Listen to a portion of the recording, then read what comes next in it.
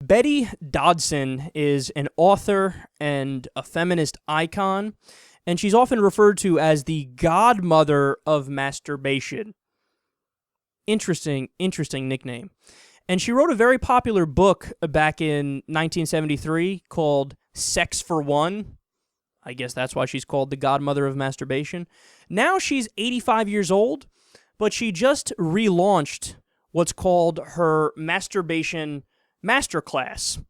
So she says that women are, quote, not nearly as liberated as they think they are. Most of them haven't even seen their genitals in a mirror. You show them and they go, eek, or ugh.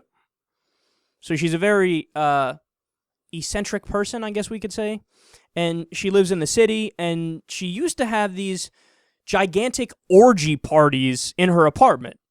And she realized that women were oftentimes faking pleasure during sex. And she thought that was an issue. So she wanted women to experience sexual pleasures, so she taught masturbation technique. And apparently it was incredibly successful. Again, she became some sort of a feminist icon. And according to Raw Story, quote, she felt out of place in the consciousness-raising groups of the 70s. She says, I always thought sex was a top priority issue. Feminists like Gloria Steinem thought it was private. So this is a fascinating story, and it certainly is odd, in my opinion, that you have an 85-year-old teaching, women in their 20s or their 30s how to masturbate.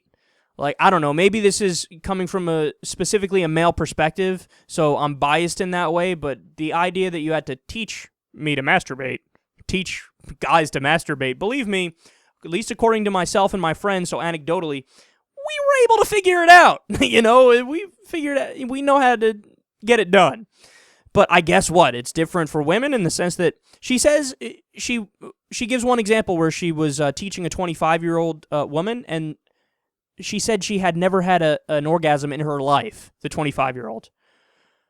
Oh, my God. And she said, look, we're going to fix this. We're going to change that.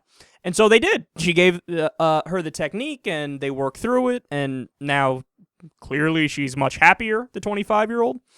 But this is a really interesting story to me because aside from the awkwardness of an 85-year-old teaching young women how to masturbate, it brings up an interesting discussion about the different stripes of feminism, Like, there are certain kinds of feminism get a really bad rap. Like, there's a lot of anti-feminist people out there that go after a specific kind of feminism, but they kind of wrongly brand all of feminism as that one brand of feminism.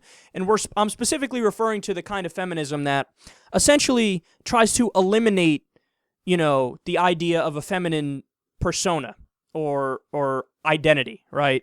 And we've discussed this before. There was a story we covered coming out of Germany, I think it was, where feminists tried to shut down the opening of a Barbie playhouse that was like a real-life Barbie house.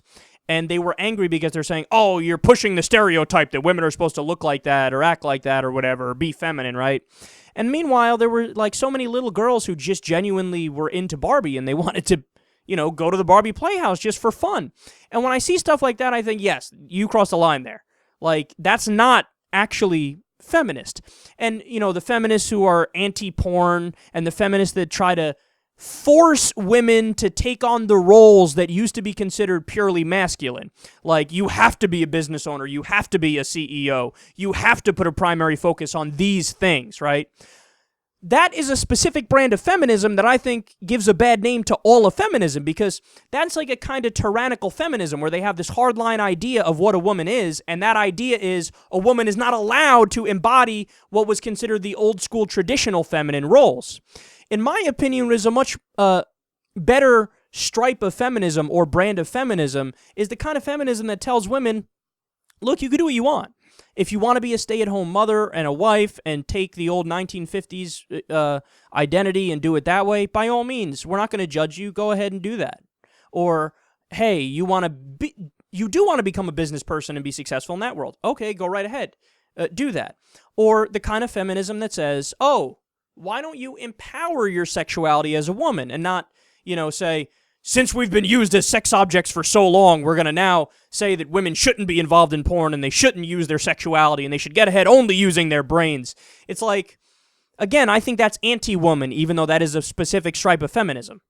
So this is the kind of feminism I actually like, the kind that says empowers women in every way. So they say, look, if you choose to be a porn star or choose to do whatever, or choose to explore your sexuality and do this stuff, that's empowering to women, you know?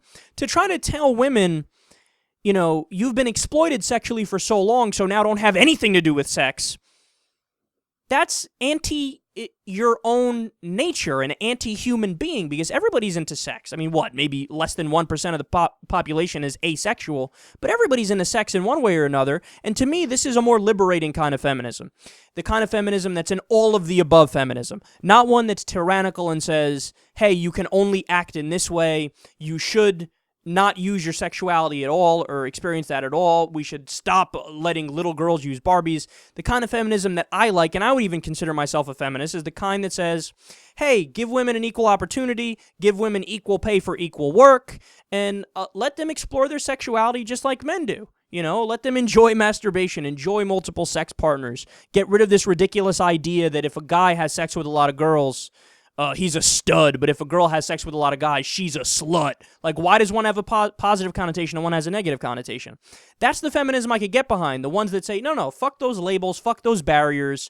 Let's have genuine equality and genuine respect of any decision that anybody makes, whether male or female, to, you know, assign themselves a gender role or not, or do a traditionally masculine kind of job in the 1950s or not, or to do something like she's doing right here. So, Betty Dodson, I think it's weird because you're really old teaching people in their 20s how to masturbate. But look, at the end of the day, if it's something that they like and it helps them and it allows them to relax and they can embrace their feminine sexuality, by all means, go right ahead. I have no problem with it, and I think it's the kind of feminism that I can get behind.